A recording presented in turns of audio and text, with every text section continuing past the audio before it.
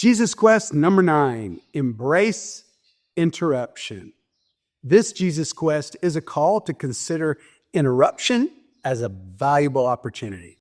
Although Jesus lived an active public life, he was never too busy for the person in front of him.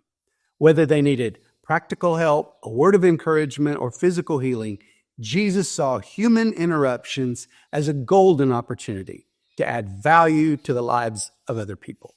He lived an interruptible life. This quest comes from the masterpiece story Jesus told in Luke chapter 10, the parable of the Good Samaritan. Jesus crafted this parable to drive home a point, and it is so powerful, we've been retelling it for 2,000 years. The story is dramatic.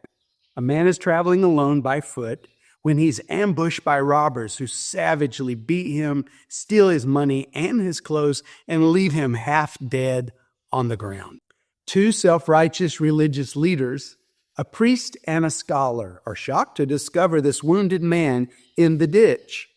They know they should help, but they're busy and important, and they really don't want to get involved. So they walk on the other side of the road and they leave their fellow man helpless and alone.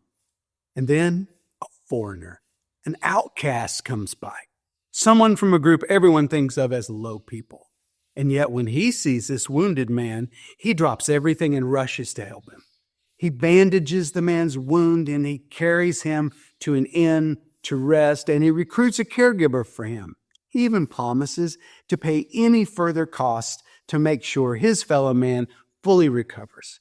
It's a story about how to respond to an unusual interruption.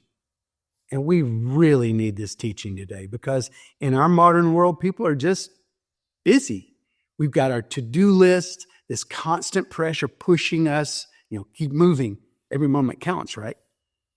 But imagine in a day like that, out of the corner of your eye, you spot someone who's struggling.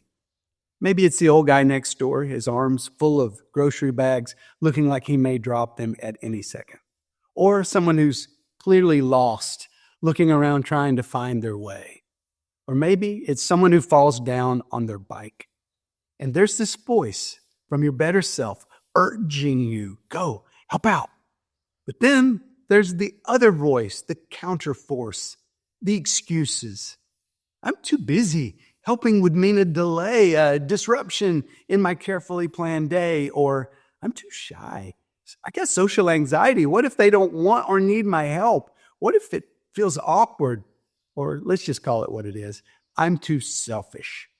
Because sometimes it's really not about the time lost. We just want to keep our bubble of comfort intact.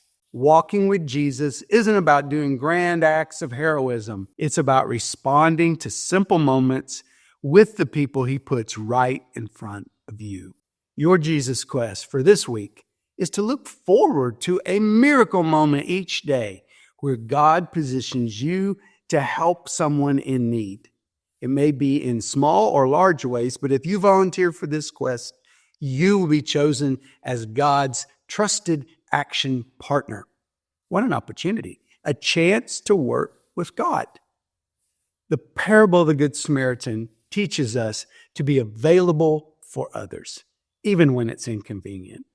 It's a call to cultivate a lifestyle that considers interruption a golden opportunity to add value to another person's life.